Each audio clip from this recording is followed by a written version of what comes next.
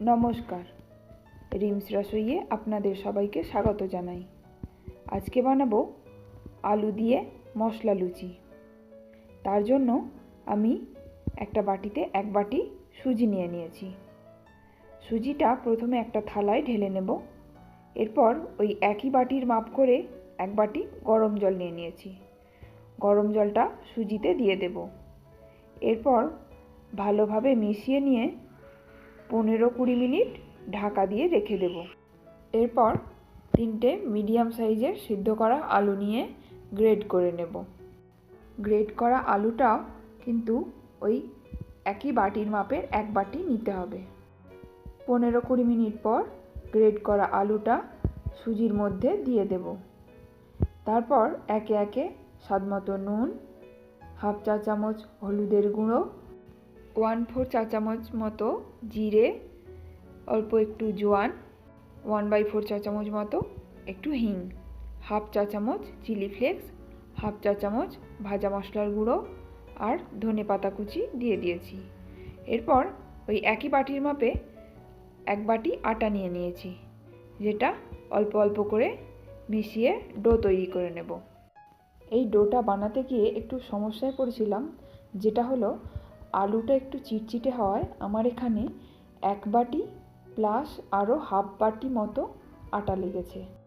এবার ডোটার মধ্যে 1.5 টেবিল চামচ তেল দিয়ে দেব। তারপর ভালোভাবে মিশিয়ে নেব। তেলটা মেশাতে মেশাতে ডোটা একটু শক্ত হয়ে এসেছে। এরপর লেচি কেটে নেব।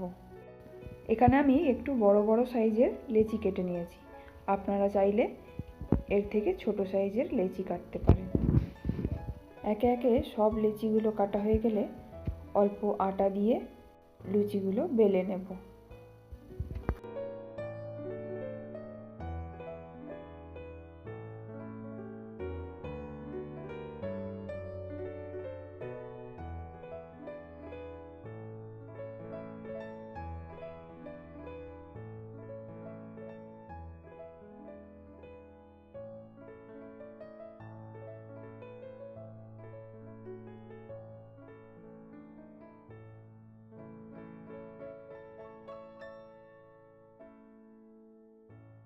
লুচি বেলা হয়ে গেলে কড়াইতে তেল গরম করে মিডিয়াম টু হাই ফ্লেমে লুচিগুলো এক এক করে ভেজে তুলে নেব।